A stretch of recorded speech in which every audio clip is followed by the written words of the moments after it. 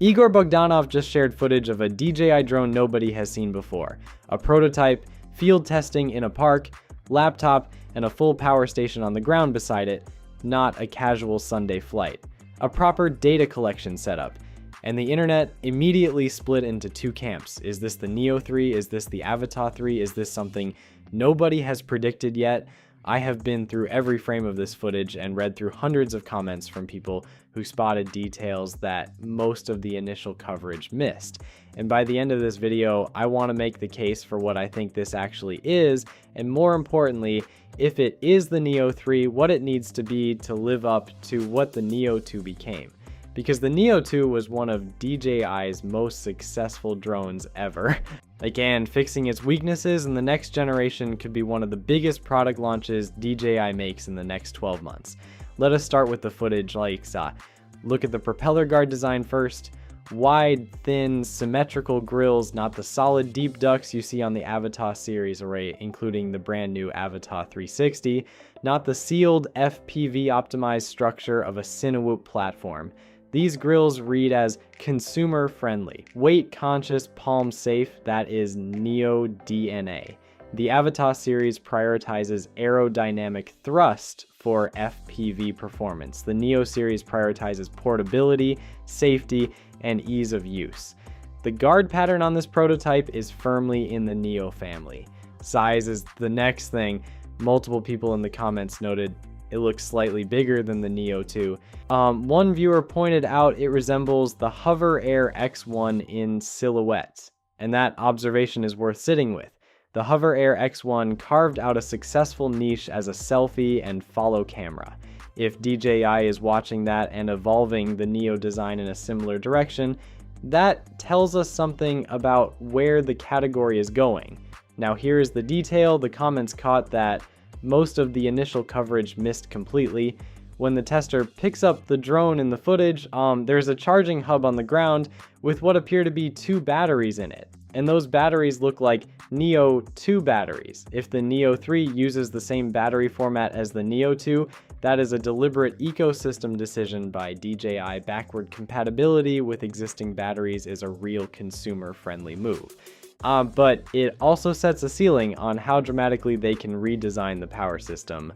One more observation, at least one person in the comments spotted what looks like a Radio Master pocket controller being used during testing. Third-party controller compatibility in testing is unusual for DJI, worth watching. Let me lay out the three possibilities honestly. Neo 3, the prop guard design, the size, the consumer-friendly form factor, the testing timeline all point here. The Neo 2 launched in November 2025. By April 2026, active R&D on a successor is not just possible, it is certain. DJI's development cycles are faster than most people realize. The original Neo launched September 2024. The Neo 2 was already in field testing by then. The math on Neo 3 being in early testing right now makes complete sense. Avatar 3, less likely. The Avatar 360 just launched. DJI needs to give it room to establish itself. Most roadmap analysis puts the Avatar 3 in late 2027 at the earliest. An April 2026 field test for an Avatar 3 feels significantly too early. The prop guard design also does not match Avatar DNA, something new entirely. A few comments suggested the DJI Flip 2 or even the Lido series. The Flip was a distinct product. The Lido drones we have been discussing are a different philosophy. This prototype does not cleanly match either. My read, this is Neo 3 in early field testing, and the prop guards, the size, the timing, the testing setup, it all points the same direction. But what matters more than the identity question is what this drone needs to be. To understand what Neo 3 needs to fix, you have to understand why Neo 2 succeeded. The Neo 2 was not the most capable drone DJI ever made. It was the most approachable, 151 grams, prop guards on by default, launches from your palm, lands on your palm, no controller required on day one, gesture controls, voice commands, autonomous tracking modes. under 250 grams in most configurations, meaning lighter regulatory requirements in most regions. Think of it the way I described it on this channel, the smaller sibling of the Mini 5 Pro with hints of ADHD, an action camera that happens to fly, one that won't make your wallet cry if it gets clipped by a branch. That framing is why it resonated. It was not intimidating. It did not ask you to be a drone pilot before you could use it. You could hand it to someone who had never flown a drone and they would get usable footage within 5 minutes.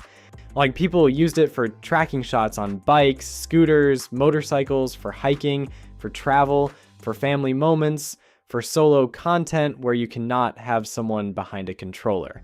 The Neo 2 went places that bigger drones could not justify, and that made it genuinely different, but it had real limitations. And if DJI is already in field testing on a successor, those limitations are exactly what they are trying to solve.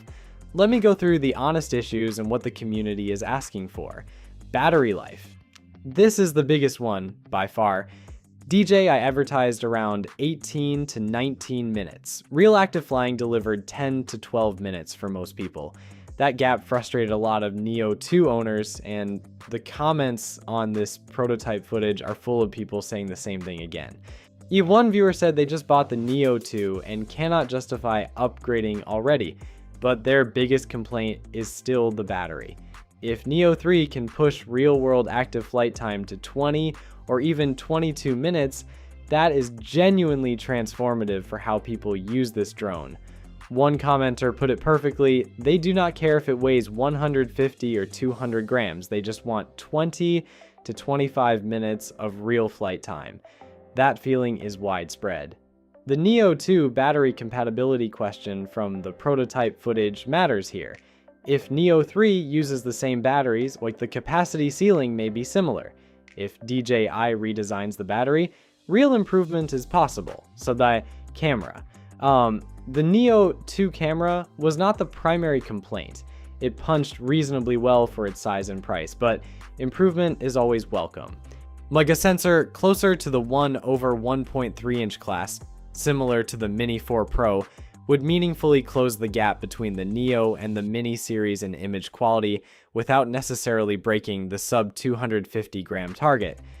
4K 60 frames per second is solid. Higher frame rate, slow motion options would be appreciated.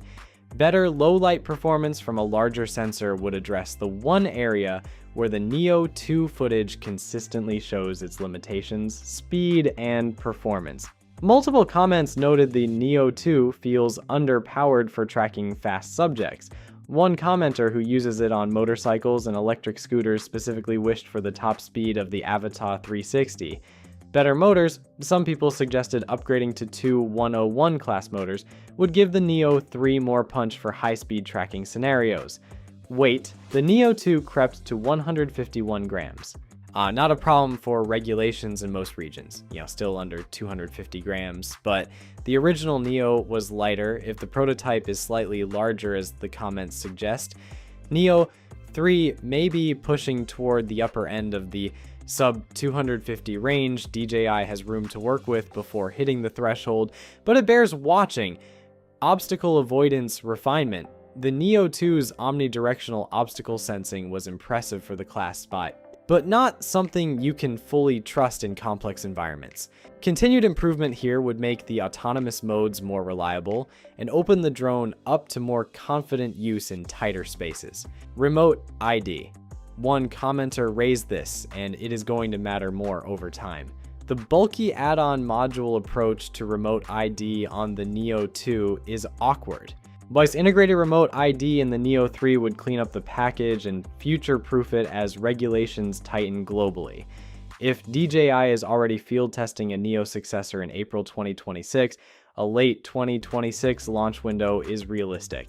The Neo 2 was one of the most commercially successful drones in DJI's recent history.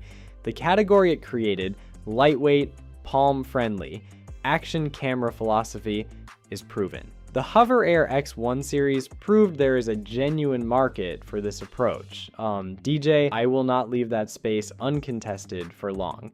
A Neo 3 that fixes the battery life, pushes the camera closer to Mini 4 Pro territory, improves tracking speed, and keeps the under 250 gram approachability, would be genuinely difficult to compete against at any price point. The prototype in this footage is early, field testing, not pre-production.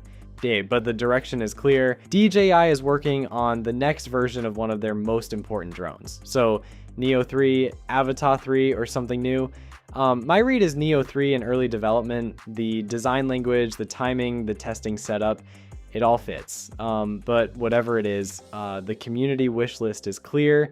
Fix the battery, push the camera, keep it light, keep it accessible. The things that made the Neo 2 special are worth preserving. The things that frustrated people are fixable. If DJI gets this right, it could be one of their biggest launches since the original Neo. I will be watching every detail that surfaces and covering it on this channel the moment anything new drops. Subscribe and hit the bell. You do not want to be late to this one. Drop in the comments. What is your #1 wish for the Neo 3? Battery life? Camera? Speed? Something else? Or tell me. And tell me whether you think this prototype is the Neo 3 or something else entirely. This story is just getting started.